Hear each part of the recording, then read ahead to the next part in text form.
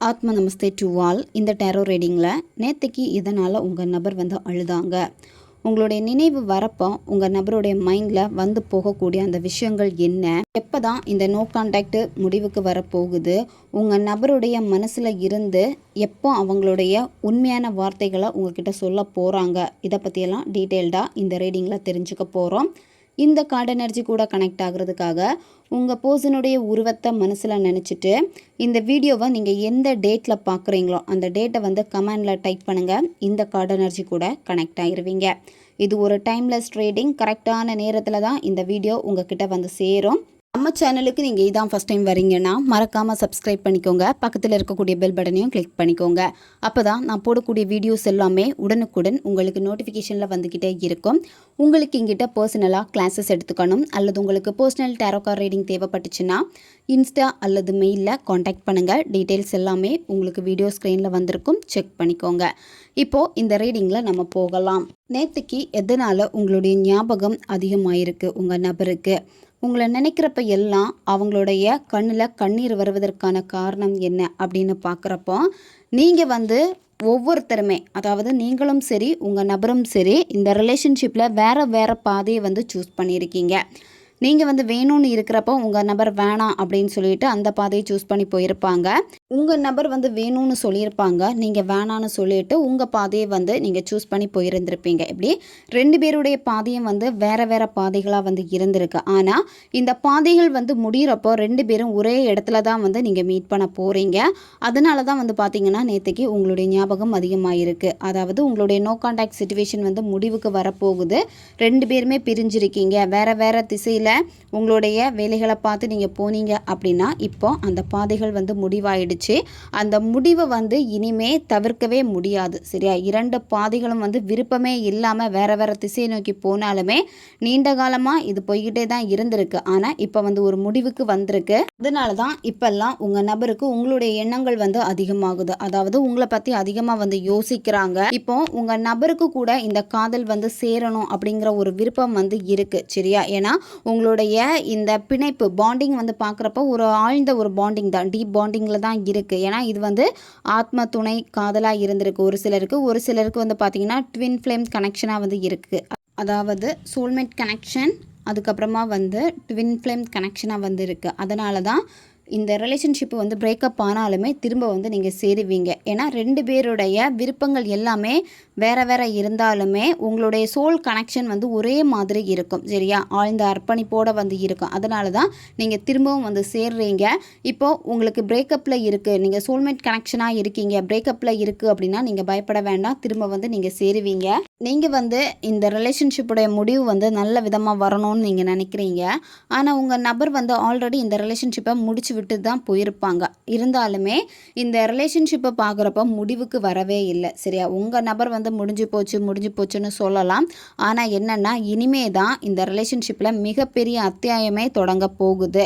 நீங்கள் ரெண்டு பேரும் இவ்வளோ நாள் தனியாக இருக்கீங்க அப்படின்னா நீங்கள் நிறைய விஷயங்கள் உங்கள் நபருக்காக தியாகம் செஞ்சுருக்கீங்க. சரியா? அதே மாதிரி அவங்களும் உங்களுக்கு செய்யணும்ல, அதுக்காக தான் இனிமே அது நடக்க போகுது. இந்த ரிலேஷன்ஷிப்பில் மறைக்கப்பட்ட விஷயங்கள் எல்லாமே வெளிச்சத்துக்கு வரப்போகுது. உங்கள் நபர்கிட்ட ஏதோ ஒரு ரகசியம் இருக்குது அப்படின்னு ரொம்ப நாளாகவே உங்களுக்கு தெரியும். அந்த ரகசியம் எப்படியாவது வெளியே வரணும்னு காத்திருந்திருப்பீங்க. ஆனால் அதை பற்றி எந்த ஒரு ஐடியாவும் எதுவுமே இல்லாமல் இருந்திருக்கும். நிச்சயமாக அந்த ரகசியம் வந்து வெளிப்படும். சரியா? உணர்வுகளை வந்து உங்கள் நபர் வந்து மறைக்கிறாங்க, பொய் சொல்கிறாங்க உங்ககிட்ட. சரியா? இப்போ உங்களுடைய தாட் அவங்களுக்கு இருக்குது அப்படின்னா உன்னை பற்றி நான் நினைக்கவே இல்லை, உன் தாட்டே எனக்கு வராது அப்படின்னு அவங்க வந்து நடிக்கிறாங்க. சரியா? யதார்த்தமாக என்ன பண்ணுவாங்க அப்படின்னா நீங்கள் பேசுகிறப்போ அந்த உண்மை உணர்வுகளை வந்து வெளிக்காட்ட மாட்டாங்க. ஆனால் என்னென்னா அடிக்கடி நீண்ட காலமாக உங்கள் கூட இருப்பேன் அப்படின்னு உங்களுக்கு ப்ராமிஸ் பண்ணியிருப்பாங்க இந்த நபர், லைஃப் லாங் இருப்பேன் அப்படின்னு. ஸோ இதெல்லாமே வந்து அவங்க மறந்துட்டாங்க அப்படின்னு நீங்கள் நினைக்கிறீங்க. ஆனால் அப்படி கிடையாது. இது வந்து அவங்க மனசில் ஒரு உறுத்தலை கொடுக்குது. நீங்கள் பிரிஞ்சிருந்தால் கூட ரெண்டு பேருமே ப்ராமிஸ் பண்ணியிருப்பீங்க. அது மட்டும் இல்லாமல் ஒரு சில பேர் வந்து ரெஜிஸ்டர் மேரேஜ் கூட பண்ணியிருப்பீங்க, வீட்டுக்கு தெரியாமல் அதை ஹைடு பண்ணியிருப்பீங்க. இந்த மாதிரி நிறைய விஷயங்கள் வந்து உங்களுடைய லவ் லைஃப்பில் வந்து நடந்திருக்கு. உங்களுடைய நபர் வந்து இவ்வளோ நாள் மௌனமாக இருந்தாங்க. அவங்களுக்கு அந்த கடந்த காலம் இது எதுவுமே தேவையில்லை, உங்களுடைய உணர்வுகள் கூட வந்து பெருசாக அவங்கள பாதிக்கலை, அந்த மாதிரி அவங்க இருந்திருப்பாங்க. ஆனால் இப்போ என்னன்னா அவங்களுடைய மௌனம் வந்து கலைய போகுது. கண்டிப்பாக மூடி மறைச்ச சில விஷயங்கள் வந்து வெளிச்சத்துக்கு வரும். உங்கள் நபர் வந்து உங்களை லவ் பண்ணலை அப்படின்னா அடித்து பேசியிருப்பாங்க. அவங்க பேரண்ட்ஸ் சைடாக இருக்கட்டும், ஃப்ரெண்ட்ஸ்கிட்டே இருக்கட்டும், லவ் பண்ணலை அப்படின்னு சொல்லியிருப்பாங்க. ஆனால் இனிமேல் இந்த காதல் உணர்வுகளை வந்து ஒப்புக்கொள்ளுவாங்க உங்கள் நபர். சரியா? ரகசியங்கள் வந்து கை விட்டுருவாங்க. இவ்வளோ நாள் வந்து ரகசியமாக வச்ச சில விஷயங்கள், அதாவது உங்கள் 2 பேருடைய ரிலேஷன்ஷிப் வந்து ரகசியமாக இருக்குது அப்படின்னா இனிமேல் அது வந்து வெளியே வரும். 3ஆம் நபர்கிட்ட உங்களுடைய ரிலேஷன்ஷிப்பை பற்றி உங்கள் நபர் பேசியிருக்க மாட்டாங்க. 3ஆம் நபருக்கு வந்து உங்களை பற்றி தெரிய வரப்போ உங்கள் நபர் வந்து அதை ரகசியமாக வச்சு சமாளிச்சிருப்பாங்க. ஆனால் அந்த 3ஆம் நபர்கிட்டயே இனிமேல் உண்மையை வந்து உங்கள் நபர் சொல்லுவாங்க. இந்த ரிலேஷன்ஷிப்பில் வந்து உங்களுக்கு ரீயூனியன் இருக்குது. ரீயூனியன் இருக்கிறதுனால தான் இப்போல்லாம் அடிக்கடி உங்களுக்கு உங்கள் நபரை மிஸ் பண்ணுற மாதிரியான உணர்வுகள் வந்து தோணிக்கிட்டே இருக்கும். அதே உணர்வு வந்து உங்கள் நபருக்கும் தோணுதா அப்படின்னு பார்க்குறப்ப உங்கள் நபருக்கும் வந்து இருக்குது. ஆனால் அவங்களுக்கு எப்படி இருக்குன்னா டெய்லியுமே வராது உங்கள் தாட், எப்போவாவது வரும். எப்போவாது வரப்போ வந்து சடனாக உங்களை பற்றி அதிகமாக வந்து நினைப்பாங்க. அதிகமாக நினைக்கிறப்போ அந்த பழைய விஷயங்கள், கடந்த கால நினைவுகள் தான் அவங்களுக்கு அதிகமாக வரும். அப்படி இருக்கிறதுனால சீக்கிரமாகவே என்ன ஆகுது அப்படின்னா உங்களை மன்னிச்சிருவாங்க. உங்கள் மேலே கோவமாக இருக்காங்க அப்படின்னா அந்த கோவம் எல்லாமே வந்து கொஞ்சம் கொஞ்சமாக மாறும். அதுக்காக தான் உங்களுடைய நினைவுகள் வந்து அவங்களுக்கு அதிகமாக வருது. அதிகமாக வர வர அந்த பழைய விஷயங்கள் எல்லாமே வந்து அவங்க மறந்துடுவாங்க. உங்கள் நபரும் வந்து ஹீல் ஆகுறாங்க. கண்டிப்பாக இதில் வந்து அந்த ரீயூனியன் வந்து நடக்கும். சரியா? 2 பேருடைய பாதையும் வேற வேறையாக இருக்கிறப்போ உங்களுடைய உணர்ச்சி பிணைப்புகள் வந்து மாறவே இல்லை. ஒருத்தருக்கு ஒருத்தர் இருக்கக்கூடிய அந்த பரஸ்பர ஈர்ப்பு வந்து இன்னும் இருந்துக்கிட்டு தான் இருக்குது. அதனால் திரும்பவும் பிரேக்கப்பான இந்த காதல் திரும்பவும் வந்து சேரும். அதிக ஏக்கம் உங்கள் நபர்கிட்ட தெரியுது. உங்களுடைய நினைவுகள் வந்து அவங்களுக்கு அதிகமாக வர வர எப்படி இருக்குன்னா அவங்களையே அவங்க ஆறுதல் படுத்திக்கிட்டே இருக்காங்க. உங்கள் நபருக்கு வந்து சில நேரம் தோணும், எதுக்காக இந்த நினைவுகள் எல்லாம் எனக்கு வந்துக்கிட்டே இருக்குது, இந்த ரிலேஷன்ஷிப்பு வேணான்னு நான் தானே முடிவு பண்ணேன் அப்படின்னு அவங்க நினைக்கலாம். ஆனால் அந்த கடந்த காலத்தில் உங்கள் 2 பேருக்கு இடையில இருந்த அந்த அன்பு வந்து திரும்பவும் உங்கள் நபருடைய வாழ்க்கையில் வந்து ஒரு அத்தியாயத்தை ஏற்படுத்தும். அதனால தான் வந்து பார்த்திங்கன்னா இப்போல்லாம் அதிகமாக உங்களை பற்றி நினைக்கிறாங்க. அதிர்ஷ்ட சக்கரம் வந்து உங்கள் சைடில் தான் இப்போ வந்து இருக்குது. இது விதினும் சொல்லலாம், எதிர்பாராத சூழ்நிலையினும் சொல்லலாம். சரியா? நீங்கள் 2 பேரும் சேர்றதுக்கு உங்களுடைய நம்பிக்கை வந்து வீண் போகவே இல்லை. நீங்கள் அதிகமாக ப்ரேயர் பண்ணியிருப்பீங்க, எதுவுமே நடக்கலை அந்த மாதிரி நினச்சிருப்பீங்க. இந்த நம்பிக்கை வந்து வீண் போகவே இல்லை. சரியா? 2 பேருமே வந்து குணம் அடையணும், 2 பேருமே ஹீல் ஆகணும். அமைதியான அந்த சூழ்நிலையில் வந்து எல்லாமே நடக்கும். நடக்கிறப்ப வந்து திரும்ப ஒரு நேர்மறையான உங்களுக்கு ஃபேவராக ஒரு விஷயம் வந்து இந்த ரிலேஷன்ஷிப்பில் நடக்கும். சரியா? இதுக்கு முன்னாடி இடையில ஒரு வீடியோவில் வந்து ட்ரீம் மெத்தட் வந்து செய்ய சொல்லியிருப்போம். பிளேலிஸ்ட்டில் இருக்கும், அந்த ட்ரீம் மெத்தடை வந்து ஃபாலோ பண்ணுங்கன்னு. அதை நீங்கள் ஃபாலோ பண்ணிகிட்ருக்கீங்க அப்படின்னா உங்கள் நபருடைய கனவில் வந்து உங்களை பற்றின நல்ல நினைவுகள் எல்லாமே வந்து போக ஆரம்பிச்சிடுச்சு. சரியா? அடிக்கடி கனவில் வந்து உங்களை பார்த்துக்கிட்டே இருக்காங்க. உங்களை அதிகமாக வந்து தூங்குறப்ப தான் வந்து நினைக்கிறாங்க. இதில் நிறைய பேருக்கு வந்து பார்த்திங்கன்னா உங்களுடைய எக்ஸ் வந்து உங்ககிட்ட வந்து பேச போகிறாங்க. உங்களுடைய எக்ஸை வந்து நீங்கள் திங்க் பண்ணிக்கிட்டே இருக்கீங்க அப்படின்னா அவங்க திரும்ப உங்ககிட்ட வந்து பேசுவாங்க. உங்கள் நபர் வந்து இப்போ ஏதோ ஒரு விஷயத்துக்காக அவங்கள ஃபோக்கஸ் பண்ணிகிட்டே இருக்காங்க. சரியா? அந்த விஷயம் வந்து முடிவடைஞ்சிடுச்சு. ஏதாவது ஒரு பயணம் போயிருப்பாங்க, அவங்களுடைய வேலையை வந்து பூர்த்தி பண்ணுறதுக்காக. உங்கள் லைஃப்பில் நீங்கள் மிஸ் பண்ண உங்களுடைய பழைய நண்பர்களை வந்து நீங்கள் மீட் பண்ணுவீங்க. கண்டிப்பாக உங்களுடைய நபரை வந்து மீண்டும் நீங்கள் சந்திப்பீங்க. ரொம்ப நாளாக உங்கள் நபரை பார்க்காம இருக்கீங்க, மீட் பண்ண கேட்டாலுமே அவங்க சம்மதிக்க மாட்டேங்கிறாங்க, இந்த மாதிரியெல்லாம் இருக்குது அப்படின்னா மீண்டும் நீங்கள் அவங்கள சந்திக்க போகிறீங்க. வாய்ப்பே இல்லை அப்படின்னு சொல்லியிருப்பாங்க. உங்களுடைய நம்பிக்கை வந்து வீண் போகலை. உங்களுடைய நம்பிக்கையினால தான் அந்த நபரை வந்து திரும்ப நீங்கள் சந்திக்க போகிறீங்க. மறு சந்திப்பு வந்து நிச்சயமாக இதில் நிகழப்போகுது. அது உங்களுக்கு ரொம்ப சந்தோஷத்தை கொடுக்க போகுது. இதனால தான் இந்த ரிலேஷன்ஷிப்பில் ஒரு ரீயூனியன் வந்து நடக்கும். உடல் ரீதியாக நீங்கள் பிரிஞ்சிருக்கலாம், லாங் டிஸ்டன்ஸ் ரிலேஷன்ஷிப்பாக இருக்கும், டெய்லி பார்க்க முடியாமல் இருக்கும். இந்த மாதிரி இருந்தால் உங்கள் 2 பேருக்கு இடையில இருக்கக்கூடிய அந்த எனர்ஜி வந்து இன்னுமே வந்து கட் ஆகலை. ஃபஸ்ட்டு சொன்ன மாதிரி சிலருக்கு சோல்மேட் கனெக்ஷன், சிலர் வந்து ட்வின் ஃப்ளேம் கனெக்ஷனாக இருப்பீங்க. பிரேக்கப் ஆகிருந்தால் கூட உங்கள் 2 பேருக்கு இடையில் இருக்கக்கூடிய அந்த எனர்ஜி வந்து கட் ஆகலை. அதனால தான் உங்களுக்கு அதிகமாக உங்கள் நபருடைய எண்ணங்கள் வருது. அவங்களுக்கும் உங்களுடைய எண்ணங்கள் வர்றதுக்கு காரணம் வந்து இதுதான். இப்போது இந்த ரிலேஷன்ஷிப்பில் நீங்கள் அவசரப்படவே கூடாது. நீங்கள் அமைதியாக தான் இருக்கணும். அவங்கள நீங்கள் வந்து தொடர்பு கொண்டு பேசவே கூடாது. ஏன்னா நீங்கள் வந்து என்ன நினைக்கிறீங்கன்னா, இவ்வளோ நாள் நம்ம இருந்துட்டோம், இனிமேல் நம்ம பேசி பார்க்கலாமே அப்படின்னு நீங்கள் முயற்சி பண்ணுவீங்க. அந்த மாதிரி நீங்கள் செய்ய வேண்டாம். நீங்கள் அமைதியாக இருங்க, விலகியே நில்லுங்க. சரியா? விலகியே நிற்கிறப்போ அவங்கக்கிட்டேருந்து உங்களுக்கு அழைப்பு கண்டிப்பாக வரும். உங்களுடைய ஆழ் மனசு என்ன சொல்லுதோ அதை நீங்கள் முதல்ல கேளுங்க. சரியா? அமைதியாக இருங்க. இந்த நேரம் வந்து அமைதியாக இருக்க வேண்டிய நேரம் இது. உங்களுடைய குழப்பத்தில் இருந்து உங்களுக்கு ஒரு தெளிவு கிடைச்சிடுச்சு அப்படின்னா, நீங்களே என்ன யோசித்தாலும் என்ன கேள்வி கேட்டாலும் உங்கள் மனசே அதுக்கு வந்து பதிலை வந்து கொடுக்கும். நீங்கள் அமைதியாக இருக்கணும் அப்படின்னா, உங்களை பற்றி எந்த ஒரு விஷயத்தையுமே உங்கள் நபர்கிட்ட நீங்கள் அப்டேட் பண்ணவே கூடாது. சரியா? எவ்வளோக்கு எவ்வளோ நீங்கள் மெடிடேஷன் பண்ணுறீங்களோ அந்த அளவுக்கு உங்களுக்கு அமைதி வந்து கிடைக்கும். எல்லா விஷயமும் நடக்க வேண்டிய நேரத்தில் வந்து நல்லபடியாக உங்களுக்கு வந்து நடக்கும். உங்கள் நபர் சைலண்டாக இருக்காங்க, நீங்களும் சைலண்டாக இருக்கீங்க அப்படின்னா எல்லாமே சரியாக தான் நடந்துகிட்ருக்கு. சரி, அதனால் அந்த நம்பிக்கையை மட்டும் கைவிட்டுறாதீங்க. உங்களுக்கு இப்போ செயல்முறையில் வந்து நம்பிக்கை இருக்கணும். இப்போ என்ன நடந்துகிட்ருக்கோ எல்லாமே நல்லபடியாக மாறும் அப்படிங்கிற ஒரு நம்பிக்கையை மட்டும் நீங்கள் வச்சுக்கிட்டாலே போதும். உங்களுக்கு தெய்வீக வழிகாட்டுதல் வந்து இருக்குது. இந்த ரிலேஷன்ஷிப்பில் வந்து யாருமே உதவி பண்ணலை அப்படின்னு நீங்கள் நினைக்காதீங்க. சரியா? பிரபஞ்சம் வந்து உங்களுக்கு வழிகாட்டுறாங்க.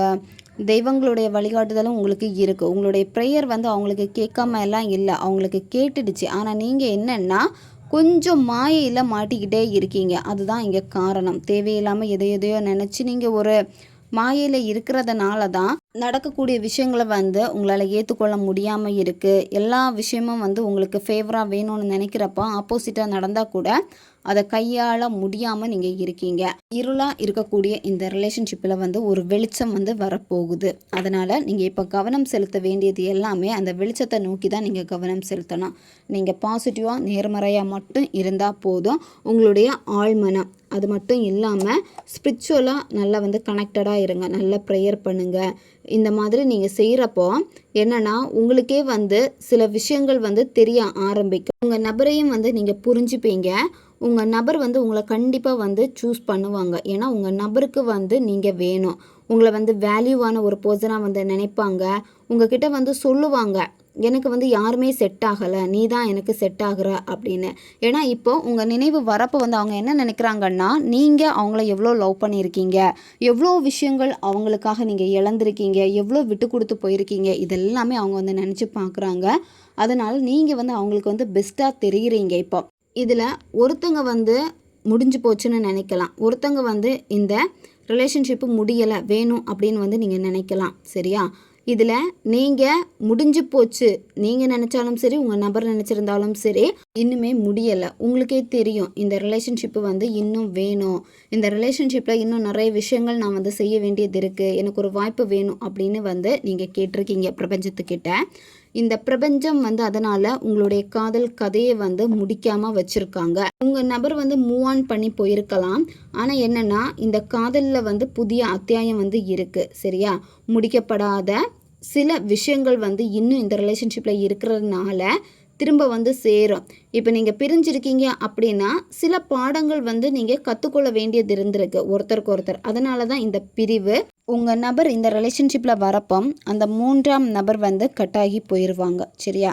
அதான் உங்களுக்கு வந்து இவ்வளோ டைம் எடுக்குது. நீங்கள் வெயிட் பண்ணியும் உங்களுக்கு பலன் கிடைக்காம இருக்குது அப்படின்னா இதுதான். ஒன்று முடிகிறப்போ இன்னொன்று வந்து தொடங்கும். உங்களுக்கான பாதை வந்து சீக்கிரமாகவே வரப்போகுது. கமெண்டில் 1010 இந்த ஏஞ்சல் நம்பரை வந்து டைப் பண்ணுங்கள். இந்த ரிலேஷன்ஷிப்பில் நீங்கள் நிறைய திட்டங்கள் வச்சுருக்கீங்க, ஆனால் எதுவுமே வந்து உங்கள் திட்டப்படி நடக்காமல் முடிஞ்சு போயிருக்கோம். அதை நினச்சி இப்போ நீங்கள் வருத்தப்பட்டுக்கிட்டே இருக்கீங்க. இந்த ரிலேஷன்ஷிப்பில் என்னென்ன விஷயங்கள் உங்களுக்கு சந்தோஷத்தை கொடுத்தோ அந்த விஷயங்களுக்கு வந்து முதல்ல நன்றியை வந்து வெளிப்படுத்துங்க. அந்த நபர் வந்து உங்கள் லைஃப்பில் வந்ததுக்கு, உங்களை காதலிச்சதுக்கு, உங்களை அதிகமாக கேர் பண்ணதுக்கு, அவங்கக்கிட்ட இருக்கக்கூடிய அந்த நல்ல விஷயங்களை நினச்சி நீங்கள் வந்து நன்றி உணர்வை வந்து வெளிப்படுத்துங்க. நன்றி உணர்வை வெளிப்படுத்த என்னாகும் அப்படின்னா இந்த ரிலேஷன்ஷிப் வந்து முன்னோக்கி போய்கிட்டே இருக்கும்.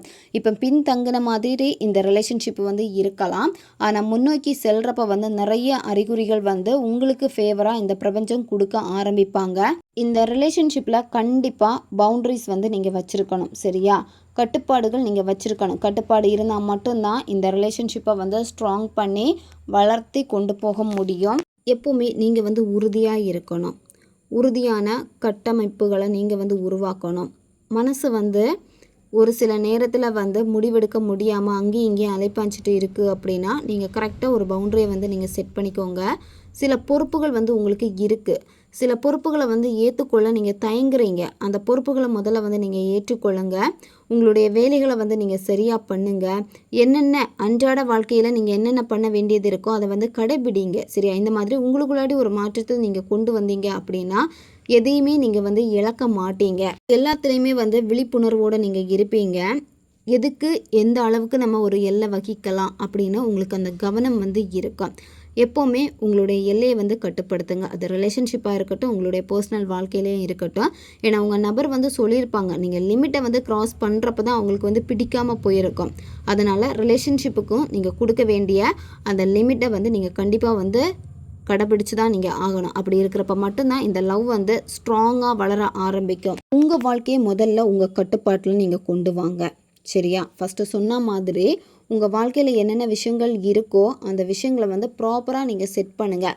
உங்கள் வாழ்க்கை உங்கள் கட்டுப்பாட்டில் வந்துடுச்சு அப்படின்னா நீங்கள் எடுக்கக்கூடிய ஒவ்வொரு முயற்சியுமே வந்து உங்களுக்கு ஃபேவராக வந்து இருக்கும்.